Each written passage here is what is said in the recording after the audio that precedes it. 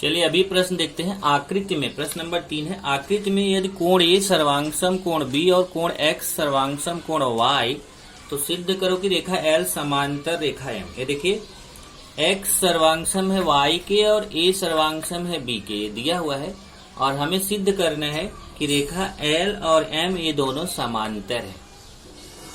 यहाँ प्रश्न में सिद्ध करना है कि रेखा एल और रेखा एम दोनों कैसे हैं, समांतर है। तो बहुत आसान है सिद्ध करना। अगर आप यहाँ पे देखेंगे रेखा एल समांतर, यहाँ एम नहीं बल्कि आपको रेखा एन है। रेखा एल समांतर रेखा एन।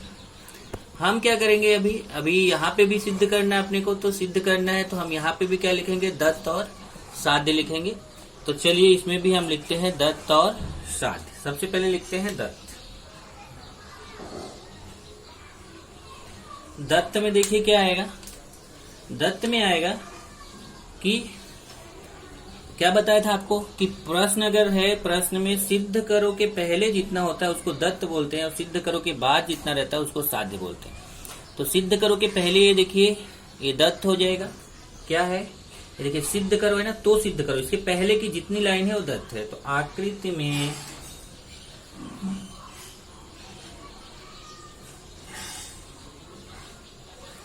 यदि कोण ए सर्वांगसम कोण बी और कोण एक्स सर्वांगसम कोण वाई, तो लिखेंगे कोण ए सर्वांगसम कोण बी और क्या दिया है, कोण एक्स सर्वांगसम कोण वाई। ये देखो ए हमारा हो गया दत्त। तो सिद्ध करो के पहले का पूरा प्रश्न लिख दीजिए, वो दत्त हो गया। उसके बाद हम लिखेंगे साध्य। साध्य के लिए आपको क्या बताया है मैंने कि जो सिद्ध करो लिखा है, सिद्ध करो की के बाद की जो लाइन है उसको क्या बोलते हैं, साध्य बोलते हैं। तो सिद्ध करो की इधर है, इसके बाद ये लाइन बच रही है, इसको साध्य बोलेंगे। सिद्ध करो के पहले की लाइन दत्त, सिद्ध करो के बाद की लाइन साध्य, इसको रट्टा मार जाइए। तो सिद्ध करो के बाद की लाइन साध्य हो जाएगी।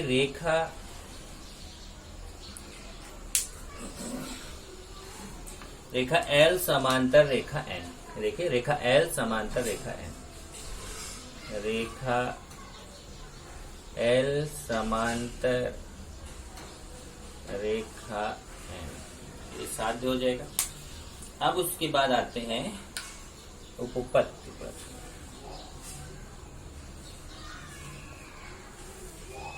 चलिए उपपत्ति की तरफ बढ़ते हैं। उपपत्ति में देखिए जो दिया गया है उसी का यूज करके हम साध्य को प्राप्त करेंगे। पहले देखते हैं कि क्या दिया गया है। तो इसमें अगर आप देखेंगे तो पहले इन दोनों, एक बार ये दोनों रेखाओं को सिद्ध करेंगे समांतर, देखिए संगत कोण से, और एक बार इन दोनों रेखाओं को ध्यान से देखिए। एक बार रेखा एल और एम को समांतर दिखाएंगे संगत कोण, ये देखिए दोनों संगत कोण है, और ये दोनों एकांतर कोण से हम एम और एन को समांतर दिखा देंगे। तो फिर तीनों रेखाएं आपस में समांतर हो जाएंगी, तो सिद्धि हो जाएगा कि एल समांतर है एल। चलिए पहले चलते हैं हम आकृति में।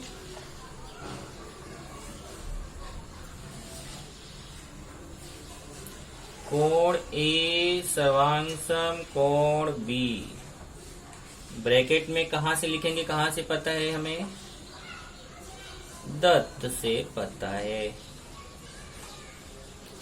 अब कोण ए कोण बी सर्वांगसम हो गया, परंतु ये कैसे कोण है, ये दोनों संगत कोण है, इसलिए रेखा एल रेखा एम के क्या हो जाएगी, समांतर हो जाएगी।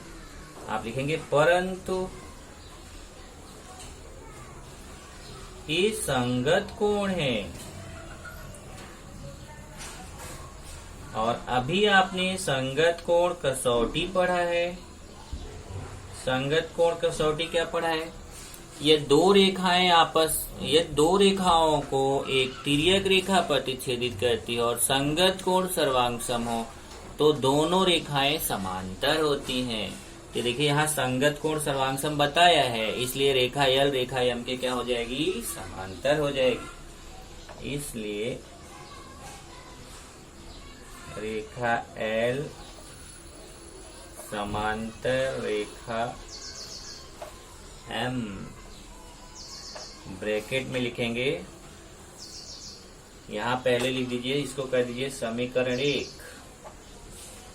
ऐसे समीकरण 1 और फिर ब्रैकेट में लिख दीजिए संगत कोण कसौटी, संगत कोण कसौटी। सेम यही काम अब हम रेखा एम और एन के लिए करने जा रहे हैं। चलिए फिर लिखेंगे पुनः कोण x सर्वांशम कोण y। इधर देखिए कोण x कोण y के सर्वांशम, वो भी कहां से, दत्त से, मतलब दिया हुआ है दत्त से। अब ये दोनों कोण कैसे कोण है, देखिए ये दो रेखाएं हैं, एक तिर्यक रेखा, इसको प्रतिच्छेदित करें, छोटी सी तिर्यक रेखा। ये नहीं कि आप इसी को बोलो सर ये तिर्यक रेखा, फिर आप इसको कैसे बोल रहे हो। अगर ये भी दोनों रेखाओं को काट रही, देखिए यहाँ यहाँ, तो ये भी तिर्यक रेखा है, छोटी सी तिर्यक रेखा पर तिर्यक रेखा है। तो अब आप बोलो नहीं रेखा नहीं है क्योंकि तीर नहीं लगा हुआ, तो आप इसको रेख बोल सकते हो, पर रेखा बोलो तो चलेगा। रेखा बोलो, रेख बोलो, तो दोनों में से कोई भी बोल सकते हो, यहाँ रेख भी बोल सकते हो, ऐसा कोई फर्क नहीं है। तो आप बोलोगे कोण x सर्वांशम है कोण y के, पर एक ऐसे कोण है, देखिए एक तिर्यक रेखा के इस तरफ बन रहा है, दूसरा उस तरफ बन रहा है, एक क्रॉस में बन रहा है, तो दोनों कैसे कोण है, ये दोनों एकांतर कोण है, अंतः एकांतर कोण है। देखिए दो रेखा है, ये तिर्यक रेखा है, ऐसे क्रॉस में ये दोनों अंदर की तरफ कोण बन रहे हैं, तो दोनों कोण कैसे कोण है, अंतः एकांतर कोण है। आप लिखेंगे परंतु ये अंतः एकांतर कोण है।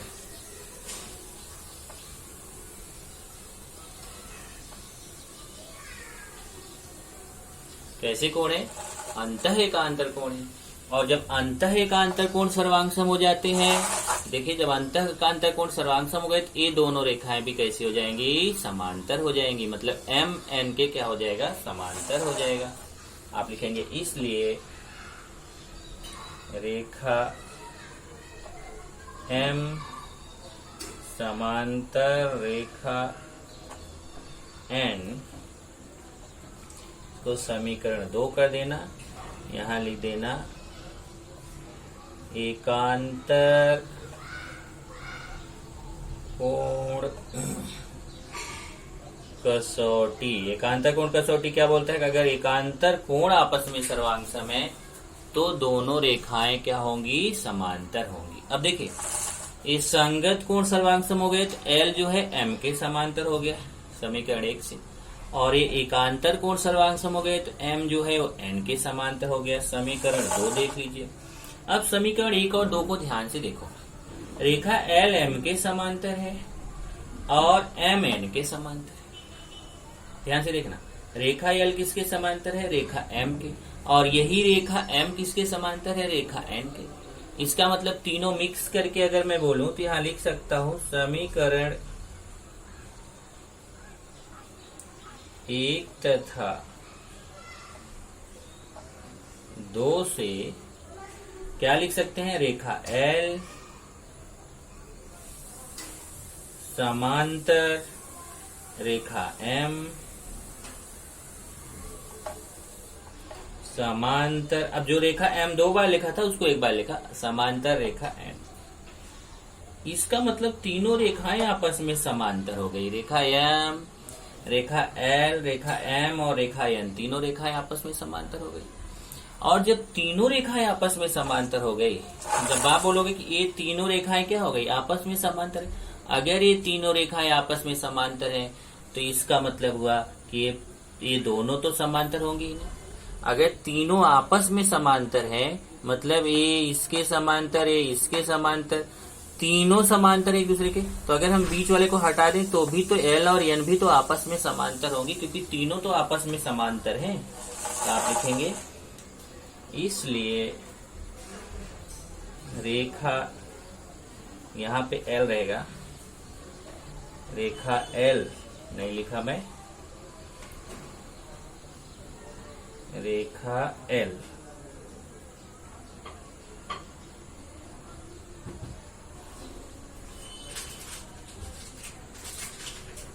रेखा L समांतर रेखा M समांतर रेखा N।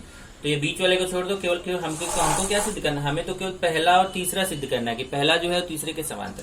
जब तीनों आपस में समांतर हो ही गई तो पहला तो तीसरे के हो ही गया, तो आपका हो गया। इसलिए रेखा L समांतर रेखा N, और आप यहाँ पे नीचे लिख देंगे यही हमें सिद्ध करना था, यही सिद्ध करना था। इस तरीके से आपने इसका 3 प्रश्न कर लिया है। अभी 3 प्रश्न और बच रहे हैं, चौथा, पांचवा और छठवां। ये 3 प्रश्न हम लोग अगले वाला जो अगला लेक्चर होगा उसमें बाकी हम लोग चौथा, पांचवा और छठवां क्वेश्चन, ये 3 प्रश्न हम लोग करेंगे। तो ये जो 3 प्रश्न है, इसकी जो कसौटियां हैं जो हमने आपको लिखने के लिए दिया है, कसौटियां और याद रखिए कि पॉइंट, वो सब पूरा अच्छे से याद करिए, जिससे आप इसको आसानी से लिख सकिए। और इसकी प्रैक्टिस भी करिए, क्योंकि अगले टेस्ट में आने वाले हैं ये सब।